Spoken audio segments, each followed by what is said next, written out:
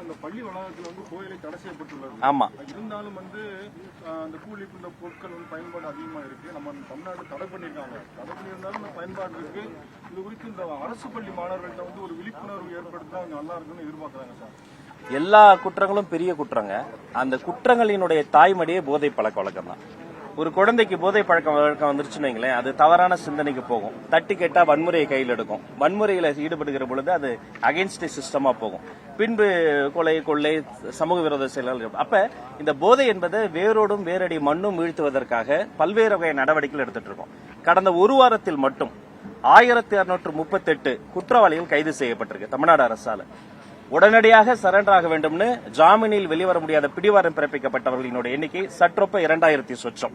இவங்களெல்லாம் சேர்த்தீங்கன்னா around 4000+ criminals உடனடியாக remand பண்ணி ஜெயில தள்ள போறோம். கடந்த 5 ஆண்டுகளாக பறிமுதல் செய்யப்பட்ட போதைப் பொருட்களா இருக்கு பாருங்க. நாங்க பேசிக் கொண்டிருக்கும் போது அதெல்லாம் அந்தந்த மாவட்டங்களில் கொட்டி அழித்து எரித்து அழிக்கப்படுகிறது.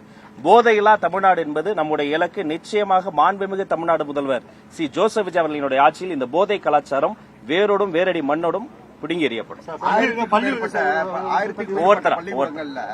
தலைமை ஆசிரியரே இல்ல, அதே சமயம் ஆயிரக்கணக்கான முதன்மை கல்வி அதிகாரிகளே இல்ல. இதை வச்சுட்டு எப்படி நம்ம ஒரு தனியார் நிறுவனம் தனியார் பள்ளிக்கூடங்களுக்கு இணையா நீங்க கொண்டு போக முடியும்? இப்போ நேற்றைய தினம் இந்த பள்ளி கல்வி அலுவலர்கள் டிஇஓ சிஇஓலாம் சென்னைக்கே வர வைத்து விரிவாக கிட்டத்தட்ட 45 நிமிடம் அவங்க கிட்ட நான் இன்ஸ்பைரிங்கா பேசியிருக்கிறேன். சம்பந்தப்பட்டவங்க கிட்ட நீங்க விசாரித்து பார்க்கலாம்.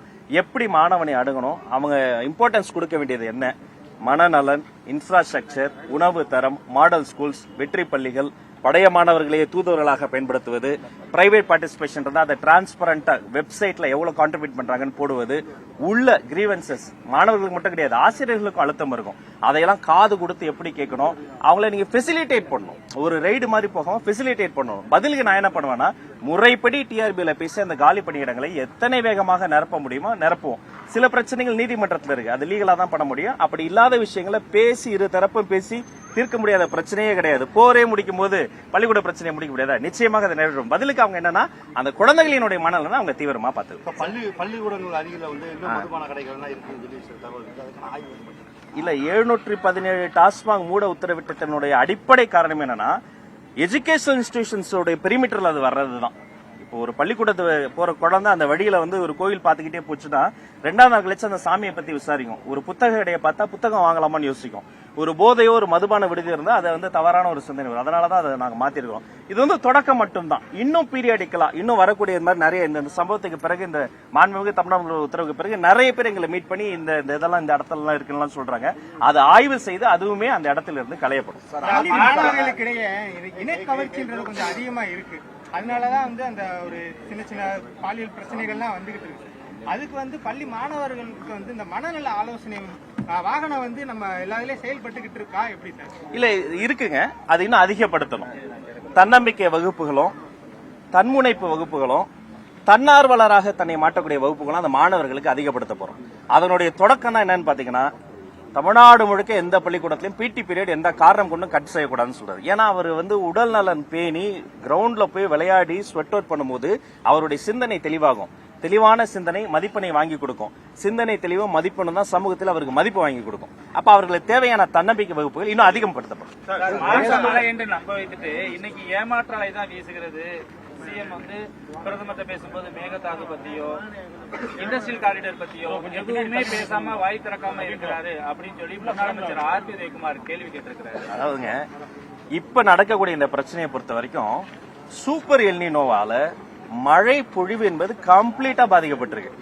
எந்த அளவுக்கு பாதிக்கப்பட்டிருக்குன்னா, நினைவு சரியா சற்றப்போ ஒரு 70 அடி கூட இல்ல நீர்நிலை. அப்ப இது 2 மாநில மக்களும் இதை உணர்ந்திருக்கிறார்கள். இதை காலநிலை மாற்றம் அதற்குன்னு தனியாக பட்ஜெட்ல நம்ம பேசிட்டு இருக்கிறோம்.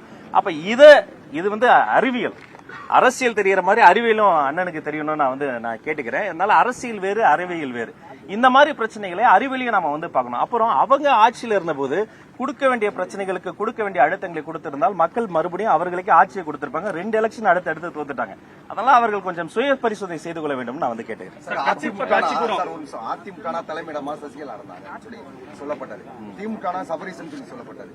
இப்போ உங்களுக்கு ஆட்சியில தாவைக்கால இருக்கக்கூடிய அமைச்சர்கள் முதலமைச்சர் உட்பட ஆதவ அர்ஜுனா கீழே தான் ஆதவ அர்ஜுனா தான் அனைத்து செயல்பாடுகளும் சொல்லப்படுகிறது. இன்னும் சொல்ல போனா முதல் போட்ட அமைச்சர்னா சொல்றாங்க சார் மீம்ஸ்ல. ஆதவ அர்ஜுனா தான் இல்ல சார் வருது முதல் போட்ட அமைச்சர். அது கீழே வந்து கதை, திரைக்கதை, வசனம், அண்ணா அறிவாலயம், ஐடி போட்டுங்க. எங்களுடைய தலைமை மக்கள் மட்டும்தான், எங்களுடைய தலைவர் மட்டும்தான்.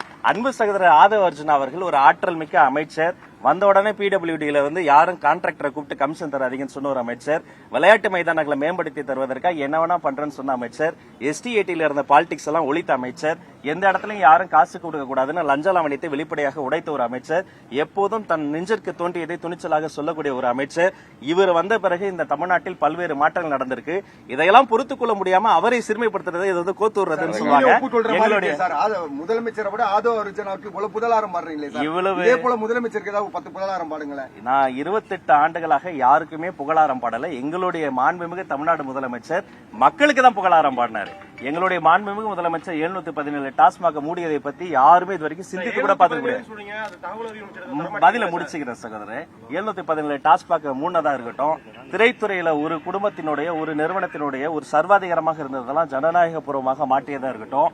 சிங்கப்பெண் சிறப்பு படை, ஒரு ஊர்ல பட்ட பகல்ல சிங்கப்பெண் சிறப்பு படைக்கு ஒரு போன் வருது. உடனே போய் அங்க வந்து இருக்கக்கூடிய அந்த சம்பவத்துல ஈடுபட்ட அந்த பாதிக்கப்பட்ட அந்த குழந்தைக்கு வந்து அவங்க வந்து தீர்வு வாங்கி தராங்க. அந்த ஊர் கொளத்தூர். 15 ஆண்டுகளாக முன்னாள் முதலமைச்சர் அவர்கள் வந்து ஆட்சி செய்த ஊர். அங்கேயே விடுதார். ஏன்னா போதை கலாச்சாரம் திருவிழா அதே இருக்கு. இதையெல்லாம் மிகவும் துல்லியமாக எந்த அளவுக்கு வேர்ல ரூட்ஸ்ல போய் அதை வந்து சேரணுமோ அந்த அளவுக்கு துல்லியமாக செய்து, ஒரு ஆதவ அர்ஜுனா ஒரு ராஜமோகன் கிடையாது, தமிழ்நாட்டில் இருக்கக்கூடிய ஒவ்வொருத்தரையுமே சிங்கப்பெண் சிறப்பு படை மூலமாக ஒரு பெரிய ஒரு மாற்றத்தை கொண்டு வந்தது மாண்புமிகு தமிழ்நாடு முதல்வர். அவங்க பண்ணதை நீங்களும் பண்ணி விடாதீங்க, மாத்தி மாத்தி கோத்து விடாதீங்க. கேளுங்க. 717 டாஸ்மாக் மூடுறதா சொன்னீங்க. அதே இடங்கள்ல பல இடங்கள்ல திறக்கப்பட்டிருக்கு. அது தகவல் உரிமை சட்டத்துல கேட்டா தகவல் தர மறுக்கப்படுது. இல்ல அதெல்லாம் RTI எல்லாம் கண்டிப்பா கொடுக்கணும். நான் ஏற்கனவே முதல் கேள்விக்கும் பதில் சொல்லிட்டேன். நிறைய கிரீவன்சஸ் வாங்குறோம். வாங்கல ஒரு புரோட்டோகால் இருக்கு. கண்டிப்பா எஜுகேஷன் இன்ஸ்டிடியூஷன்ஸ் பக்கத்துல அப்படி இருந்துச்சுன்னா நிச்சயமாக அங்கிருந்து அது அகற்றப்படும். அதுல எந்த மாற்று கருத்தும் கிடையாது. இது அரசியலை தாண்டி இது சமூக பிரச்சனை, எந்த மாற்று கருத்தும் கிடையாது. இப்ப காந்தி மியூசியம் மீண்டும் பழைய பயன்பாட்டுக்கு, மக்கள் பயன்பாட்டுக்கு எப்ப வரும்? அதே மாதிரி காட்சி கூட, கற்சிற்ப காட்சி கூட பணியில் நடந்துகிட்டு இருக்கு, இன்னும் முடிவடையல. அது எப்போ பயன்பாட்டுக்கு வரும்? ரெனோவேஷன் ஒர்க் வந்து கிட்டத்தட்ட 80% பணி நிறைவடைந்திருக்கிறதா சொல்றாங்க. மிச்சம் இருக்கக்கூடிய 20% மிக வேகமாக முடிவு செய்யப்பட்டு ஒரு சில மாதங்களில் திறக்கப்படும். வாய்ப்பு இருந்தா அவங்க அழைத்தா நானே கூட அந்த இடத்துல வந்து கலந்துக்க என்பதை. கடந்த ஆட்சியில் அருங்காட்சியகத்துறையில பணியாற்றவங்க பல்வேறு பகுதிகளில் மாற்றம் செய்யப்பட்டாங்க, குற்றம் சுமத்தப்பட்டது. அந்த நடவடிக்கைகள் என்னவா இருக்கும்? அருங்காட்சியகத்தை பொறுத்தவரைக்கும் அது கலை பண்பாடு, நம்முடைய தொல்லியல் பொக்கிஷம். அங்க இருக்கக்கூடிய அதிகாரிகள் நலம் என்பது அந்த அதிகாரிகளுடைய நலம் கிடையாது, அந்த துறையினுடைய நலம். அப்ப அந்த அதிகாரிகளுடைய நலம் சார்ந்து சிங்கிள் விண்டோ சிஸ்டம்ல ஓபனான டிரான்ஸ்பரண்டான கவுன்சிலிங் சிஸ்டம் கொண்டு வந்துருவோம். யாருக்கு என்ன சௌகரியம் வேணுமோ அது செய்யப்படும். மதுரையில பன்னோக்கு அருங்காட்சியகம் கொண்டு வரப்படுமா? சோழமண்டலத்தில் கொண்டு வந்தது போல மதுரையில என்னதான் கீழடி பக்கத்துல இருந்தாலும் மதுரையில பன்னோக்கு அருங்காட்சியகம் கொண்டு வரப்படுமா? என்னுடைய ஆசை அதுதான். அது அதிகாரிகளோட கலந்து பேசி அதுக்கான நிதி ஆதாரத்தை எப்படி கொண்டு வர்றது, எங்க இருந்து என்ன பார்ட்டிசிபேஷன்ல கொண்டு வரதுங்கிறதா கேட்டு டிஸ்கஸ் பண்ணி நிச்சயமா என்ன வேணா கேட்கலாம். கல்விக்கூடங்கள்ல மதம் சார்ந்த அடையாளங்கள் கூடாது, அனுமதிக்க மாட்டோம் நீங்க சொன்னீங்க அப்படின்னு சொல்லிட்டு வானதி சீனிவாசன் சொல்றாங்க. என்ன சொல்றாங்கன்னா, ஏன் அனுமதிக்க மாட்டீங்கன்னா அப்ப நீங்க திமுகவுடைய பி டீமா அப்படி கேக்குறாங்க. இல்ல அது தவறா புரிந்து கொள்ளப்பட்டது. நான் சொன்னது என்னன்னா, அந்த நிருபர் என்ன கேட்டாங்கன்னா, ஒரு சில இடங்கள்ல சென்சிட்டிவா பசங்களுக்குள்ளார சாதிய வன்முறை மோதல்ல தூண்டி விடுறாங்க. இப்ப வந்து இந்த பேண்ட்ஸ் இருக்குல்ல, ஃப்ரெண்ட்ஷிப் பேண்ட்ஸ், அதுல வந்து இன்ன சமூகத்துக்கு இன்ன கலரு அப்பெல்லாம் போட்டு வெளியில இருந்து யாரோ தூண்டி விடுறாங்க. அப்ப அதையெல்லாம் அனுமதிக்க கூடாதுன்னு சொன்னேன் தவிர மற்றபடி என்ன பிராக்டிஸ் வந்ததோ அதே தான். நானே விபூதி குங்குமம் வச்சுட்டு தான் பள்ளிக்கூடம் போவோம். அதெல்லாம் ஒன்னும் பிரச்சனை இல்லை. இப்ப சனிக்கிழமை ஆயிட்டாலே வந்து தாபிகா வந்து அதிமுக மரரை பிடிப்பதற்கு வலை விரிக்கிறாங்க. அது எப்படி சார் அப்படி செய்யறீங்களா? இல்லைங்க, நாங்க முன்னாடி எல்லாம் சனிக்கிழமை தோறும் திக்கெட்டும் திசையிட்டும் எங்கள் வெற்றி தலைவரை வீதி வளம் எடுத்து அப்படியே கூட்டு போவோம், மக்களை பார்ப்போம், ஆர்ப்பரிப்போம். இப்பெல்லாம் சனிக்கிழமை வந்தா வெள்ளிக்கிழமை நைட் வந்து எங்களுக்கே வந்து நான் புதுசிலர்கிட்ட சொல்லிட்டு இருந்தேன், இது வந்து இடம் பத்தல. அது வந்து ஒரு அவங்க பல தோல்விகளை பார்த்து பல அவநம்பிக்கைகளுக்கு பிறகு ஒரு நல்ல தலைமையை நோக்கி வரணும்னு அரசியல் அப்பாற்பட்டு வராங்க, ஒரு லீடர்ஷிப்பை பார்த்து வராங்க. அவங்களை அரவணைக்க வேண்டியது நம்முடைய கடமையாக இருக்கிறது. போன சனிக்கிழமை கூட நான் வந்து கோட்டையில தான் தலைமைச் செயலர் தான் அமைச்சர், மற்றபடி பணியூர்ல நாங்க எல்லாருமே சாதாரண தொண்டர்கள். நானே வந்திருந்து நாங்களாம் நின்னுட்டோம். வந்தவங்களை உட்கார வச்சுட்டு எந்த பொதுச்செயலர் அப்படி சொல்வார் சொல்லுங்க? எங்களுடைய மாண்புமிகு அமைச்சர் பொதுச்செயலர் ஆனந்த் அவர்கள் வந்தவங்களை உட்கார வச்சுட்டு அவர் எழுந்து நின்னுட்டார். என்னுடைய வடசென்னையில இருந்து XMP பாலகங்கா அண்ணா வந்திருந்தாங்க. அவர் மிகப்பெரிய தலைவர். அவரை உட்கார வச்சுட்டு இவரு நின்னுகிட்டு இருந்தாரு. நான் ஏஞ்சி நின்னுகிட்டேன். மீதி பேர்லாம் உட்காரட்டும், அவங்க சிஸ்டர்லாம் வந்திருந்தாங்க, விஜயதாரிலாம் வந்தாங்க. அவங்க முழு நிகழ்ச்சி நான் நின்னுகிட்டே இருந்தேன். அதனால இது நாம இழுக்கிறது கிடையாது, நல்ல தலைமையை பார்த்து அலைகடலா அவங்க திரண்டு வருவது. அரசு பள்ளியில மாணவர்களுடைய சேர்க்கை சதவீதம் எந்த அளவுக்கு இருக்கு சார்? சார் முன்னை விட இப்ப நல்லா இருக்கு. பிரைவேட் ஸ்கூல்ஸோட நெக் டு நெக் இருக்கு. பட் இருந்தாலும் இது இம்ப்ரூவ் பண்ணணும். நான் தனித்தனியா ஒவ்வொரு சிஇஓக்கும் சொல்லியிருக்கிறேன்.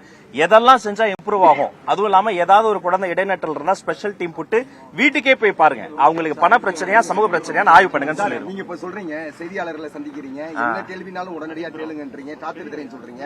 இதே பயிற்சி உங்களுக்கு முதலமைச்சர் விஜய் கொடுக்கலாமே சார்? இல்ல இப்படி சொல்லக்கூடாது, சந்திப்பதற்கான ஒரு பயிற்சியை கொடுங்க. அதான் இப்படி சொல்லக்கூடாது. அதாவது அவர் மாண்புமிகு முதல்வர், அவருக்கு பயிற்சி கொடுங்கன்னு நீங்க இப்படி சொல்லாத. செய்தியாளர்களை சந்திப்பதே கிடையாது சார். இல்ல அதுக்கான பதில சொல்ல விடுங்க, பதில சொல்ல விடுங்க. இந்த பயிற்சி கொடுங்க, அந்த பயிற்சி கொடுங்க. அவரு சொல்லுவார்ல, அரசியல் சார்பு தன்மை இல்லாம ஒரே கட்சிக்கு பேசாம மக்களுக்காக பேசுங்கன்னு இவருக்கு பயிற்சி கொடுங்கன்னு அவங்களும் சொல்லுவாங்களா? அதனால ஒரு எதிர்மறை இனத்தோட அணுகாதீங்க. எல்லாரையும் நான் பார்க்கவே கூடாதா? ஒரு எந்த பேக்ரவுண்ட் இல்லாம வந்தீங்க, நான் நிக்கிறோம், அண்ணன் நிக்கிறேன், நாங்களாம் பத்திரிகைகளை பார்க்க கூடாது. இந்த பொன்னான வாய்ப்பு எங்க தலைவர் தந்திருக்காரு, அவருக்கு நான் நன்றி சொல்லி கொண்டாடுவேன். நன்றி, வணக்கம்.